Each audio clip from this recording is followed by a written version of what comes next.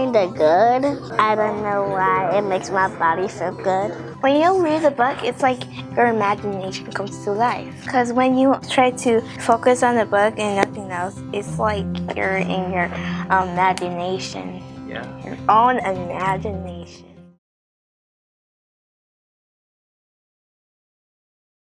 Statistics show that students who cannot read proficiently by the 4th grade are 4 times more likely to leave high school without a diploma. Nationwide, only 21% of students experiencing poverty and 35% of students overall are reading proficiently by the 4th grade. Extensive research has conclusively demonstrated that children's social class is one of the most significant predictors, if not the single most significant predictor, of their educational success. According to the U.S. Department of Education, in 2018, students of color typically attended schools in districts that received nearly 13% less in state and local funding per student than schools in districts serving the fewest students of color.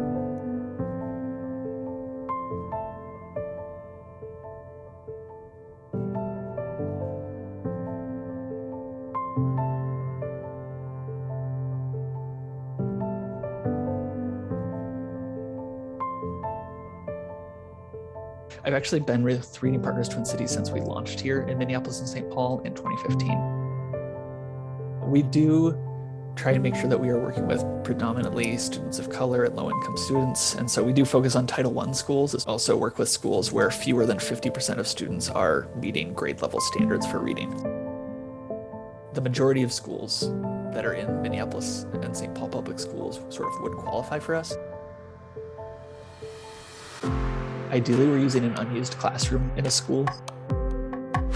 Space is always at a premium in schools, so occasionally we are in an annex of a library or some space that's maybe not fully closed off, but we make do with what we get.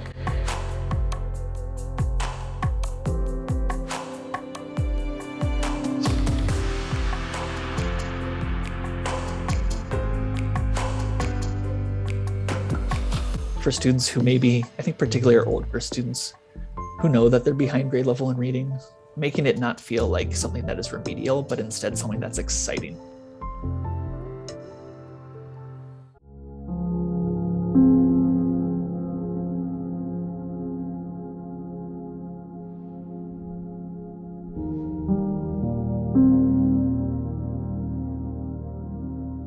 One of the things that was really challenging the last year tutoring students virtually is that it was just a lot harder to reach students. It was a lot harder to engage as many students as we can in person.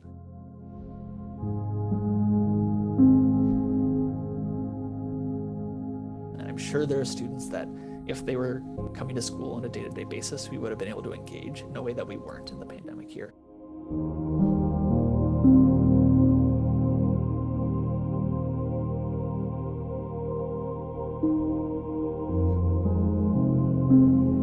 According to a recent McKinsey study, students in the fall of 2020 learned only 67% of the math and 87% of the reading that grade-level peers would typically have learned. That translated into a 3-month loss of learning in math and 1.5-month loss in reading. Is this a result of the months lost from the familiarity of the classroom atmosphere shared with one's peers? As we strive to regain some sense of normality, it becomes apparent just how much was lost when consistent physical space is taken away.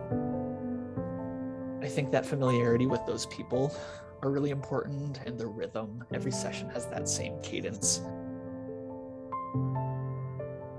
Those elements, in addition to just having it feel, having it feel like a warm room that someone can come into, I think are really important for student success.